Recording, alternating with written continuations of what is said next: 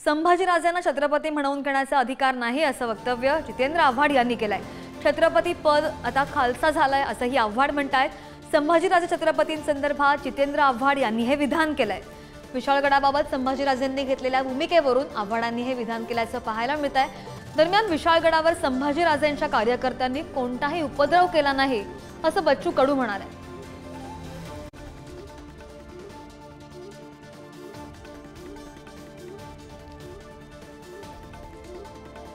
आता संभाजी छत्रपती म्हणणं हे मला तरी पटत नाही।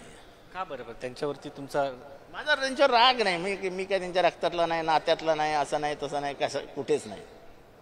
एक तर पहिली गोष्ट म्हणजे छत्रपती हे कधीच खालसा करण्यात आलेलं आहे, पण शाहू महाराजांचं रक्त ज्यांच्या अंगात आहे, राजर्षी शाहू महाराजांचं, त्यांच्याकडनं अशी भूमिका अपेक्षित नाही आहे। प्रत्येक गादीवरती आपला निष्ठा असते, पण जर गादीने त्या गादीच्या वारशाप्रमाणे वागलं नाही तर मग त्या गादीची लाच तेच घालवतात ना। कार्यकर्त्यांनी कुठलाही उपद्रव केला नाही।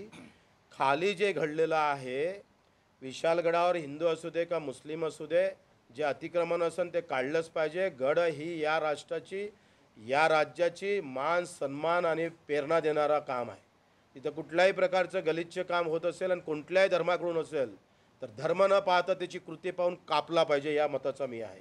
पण खाली जे कृती घडलेली आहे त्याचा आम्ही निषेध करतो, कारण खाली जे धर्मस्थळ होतं तिथं त्या गडाचा आणि त्याचा काही संबंध नव्हता। जे काही कोणी केलं असेल त्याला तिथं सजा दिलीच पाहिजे।